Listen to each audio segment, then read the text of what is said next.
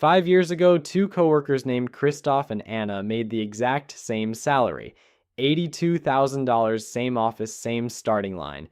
One spent those 5 years obsessed with money, 6 monitors in the spare room, candlestick charts, trades before sunrise. The other did, as far as anyone could tell, almost nothing. Today, the one who did almost nothing is over $100,000 richer. And here's the part that should bother you. That's not the exception. That's the rule. I met Christoph at a barbecue where he pulled out his phone to show me his trading dashboard like it was a newborn. Across the yard, Anna ate a hot dog and said nothing about money at all, so I did the thing I spend too much of my life doing. I investigated all 8 of the ways people swear will build wealth, ran the actual math on everyone, and watched 5 of them quietly fall apart. By the end, I'll show you the exact trap Christoph fell into, and whether you're already standing in it. My name is Nick, and I've spent an embarrassing chunk of my one short life figuring out why some people escape the money treadmill while everyone else just runs faster on it. If you're tired of watching your bank balance hover around the same depressing number, no matter how hard you grind, subscribe, because today we're separating the methods that actually move the needle from the ones that just feel like they do. Quick disclaimer. I'm not a financial advisor, and this isn't financial advice. This is just a guy who reads spreadsheets for fun, telling you what the numbers say once you stop listening to the people selling the dream. Here's the one idea you need before we start. Every wealth method has a ceiling and a median. The ceiling is the one guy who got rich doing it. The median is what happens to a normal person who tries. Gurus sell you the ceiling. You live at the median. I'm gonna call that the ceiling lie. And once you see it, you can't unsee it. And here's why it matters more than it looks. The most valuable thing you own isn't money. It's time, because time is the one ingredient compounding can't run without. Every year you pour into one of the losing 5 is a year of compounding you can never buy back at any price. So getting these 8 sorted isn't trivia. It's the difference between starting the clock now and starting it a decade late. Let's start with the worst one. Number 1, day trading. Buying and selling stocks fast enough that you never actually own anything, you just rent the price for an afternoon. This is Christoph's whole personality, so let's be fair to it. The pitch is intoxicating. You, a regular person beating Wall Street from your spare bedroom, no boss, no commute, just you in the candlesticks. And there's the ceiling lie in its purest form.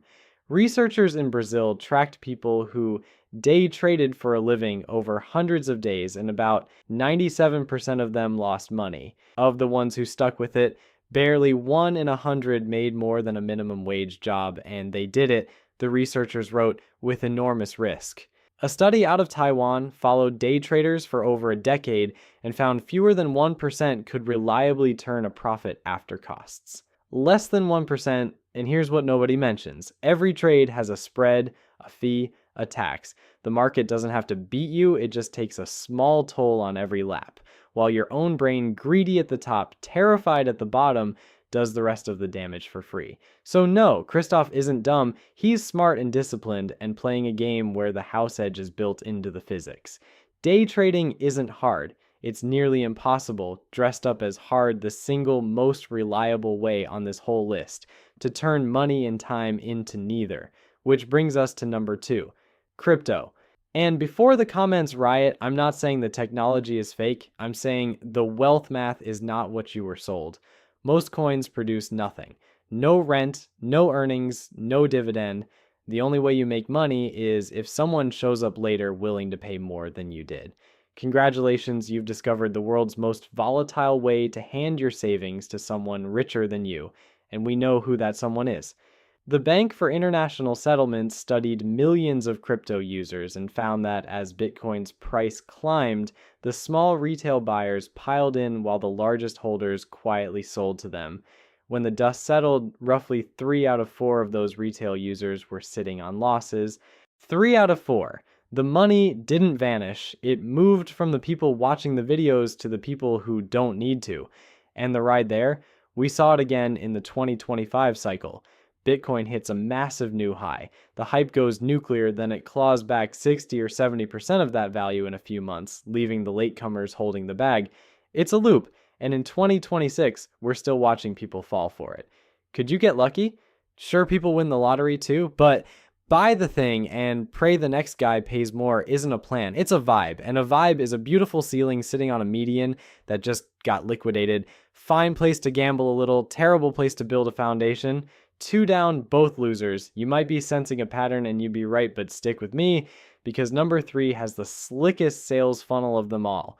The real estate hacks. Not buying a home to live in, I mean the empire stuff. Buy it, rehab it, rent it, refinance, repeat. Short-term rentals. The guy on Instagram with 12 doors by 26. So let me tell you about that guy. Call him Tyler. In 2006, Tyler had 4 properties, then 8, then a dozen, each one bought by borrowing against the last and betting the price kept climbing. On paper, he was a millionaire. Then 2008 happened, values dropped, the refinancing dried up, and Tyler discovered he didn't own 12 houses, he owed 12 mortgages with no equity left to pull and renters who'd just lost their own jobs. The leverage that built him in 3 years erased him in 6 months. That's the hack. It runs entirely on borrowed money and good timing, and the moment either one turns, it turns on you. The short-term rental version is essentially dead. Major cities have finished their rollouts of total bans, and the passive income has turned into a full-time legal battle. Every neighbor with a spare room is now your competitor in a saturated market. Here's the honest asterisk, though. One version of real estate is real and boring. Buy a place, rent out the spare room / your own biggest expense. Hold that thought, because that one isn't a hack. That's just smart. The Empire version works for a few operators with capital, nerve, and timing, and gets sold to everyone else as a shortcut it isn't. Number 4, side hustles. And I have to be careful here because this one isn't a scam, it's just wearing the wrong costume. It's extra income in a trench coat, pretending to be a wealth strategy. Let's actually run one. Say you drive for a rideshare app on weekends and pull in $800 in a month. Sounds decent. Now, subtract the gas, subtract the extra insurance, subtract the self-employment tax you owe yourself, and subtract the depreciation your car is silently eating every mile. By the time you're done, that $800 quietly becomes more like $14 or $15 an hour, and you hand it over every weekend to earn it. But the real problem isn't the wage, it's that a side hustle doesn't compound. You trade an hour, you get paid for an hour, the hour is gone, and tomorrow you start over. It's a faster hamster wheel. Still a wheel. And it eats the one resource you most need to actually grow your energy. Every Saturday driving strangers around is a Saturday you didn't spend getting better at the thing that already pays you 40 hours a week. Now, the exception, that proves the rule. A side hustle that becomes a real business or one that builds a skill you can sell for more, that one graduates onto the works list. But as a permanent plan, trading more hours for more linear dollars is just a second job you gave yourself with worse benefits. Great bridge, terrible destination. Number 5, and this one's going to upset the nicest people in my comments. Dividend investing, the idea that loading up on high dividend stocks is its own special road to passive income. Here's what the dream leaves out. A dividend isn't free money falling from the sky. When a company pays you $1, its share price drops by about $1. You didn't gain anything, you moved $1 from one pocket to the other, and now you owe tax on it. What actually matters is total return, the price and the dividends together, and when you chase the fattest yields, you often grab companies paying big precisely because they're in trouble. Owning dividend stocks is fine, plenty of great companies pay them, but dividend chasing as its own strategy is just regular investing wearing a fake mustache, fine to own, doesn't deserve its own pedestal. So let's take stock. Day trading, gone. Crypto, gone. Real estate hacks, gone for most. Side hustles, gone. Dividend chasing, gone. That's 5 of the 8. And if you're sitting there thinking nothing works, that the whole thing is rigged and there's no way out good, sit in that for 1 second, because that feeling is the exact moment the gurus hook you right before they sell you the 6th thing. The truth is gentler and far more boring. 3 of these work. They just don't trend because nobody can sell a $49 course on them. This is where Anna with the hot dog doing nothing starts to make a lot more sense. Here's the first one, number 6, and the first thing on this list that actually works. Low-cost index funds. You buy one fund, and that fund owns a tiny slice of hundreds, even thousands of companies at once. You're not betting on a stock. You're buying the whole casino and quietly collecting a cut off every table in the building. This is what Anna did, by the way. No charts, one fund. And here's the stat that belongs on a billboard. Over 15 years, around 9 out of 10 professional fund managers, people in suits who do this all day for enormous salaries, fail to beat that one boring fund. 9 out of 10. The geniuses lose to the index not because they're dumb, but because their fees and their trading slowly bleed them while the index just sits there owning everything and winning. The market has historically returned around 10% a year before inflation, roughly 7% after. So watch what Anna's boring fund does. $500 a month at 7% is about $560,000 in 30 years. Give it 40 and it crosses 1.2 million, and you only put in about 240,000 of that yourself. The rest is compounding, working the night shift while you sleep. There's one catch, and it isn't the fund, it's you. The average investor earns far less than the market, not because they picked wrong, but because they sell in a panic when it dips and buy back once it's high. The fund never fails. The hand on the sell button does. It's the closest thing to a cheat code that exists, and it's available to literally everyone with $10 and a little patience. Number 7, and it's so obvious the entire internet conspires to distract you from it. Raise your income. Here's the truth the trading gurus need you to ignore. When you're starting out, your savings rate matters more than your returns because a brilliant 10% return on the $200 you scrape together is $20. Earning more is the lever with no ceiling and the best odds on this entire list. Run the numbers. Say you're 28 and you talk your way from 82,000 to 90. That's $8,000 more a year. Invest that gap every year at 7%. And over 30 years, that one conversation, the one that lasted maybe 20 minutes, turns into more than $800,000. One slightly uncomfortable meeting, almost $1 million on the far side of it. Christoph stared at charts for 5 years, chasing what a single raise hands Anna for free. And getting genuinely good at something people will pay for is the highest probability wealth move there is. It's just that nobody can sell you a course on become excellent at your actual job, so it never trends. The single best income stream I ever built, it's the one you're watching right now. Hold that thought, I'm coming back to it in a minute because it might be the most useful thing in this whole video. But first, the last of the 3, and it's the most powerful of all of them. Number 8, the last one that works and the one that sounds the most like your grandmother whispering through a coupon book. Your savings rate, the simple gap between what you earn and what you spend. I know, try to contain your excitement, but watch what this unglamorous little number actually does. Your savings rate is the only thing on this list that controls both sides of the equation at once.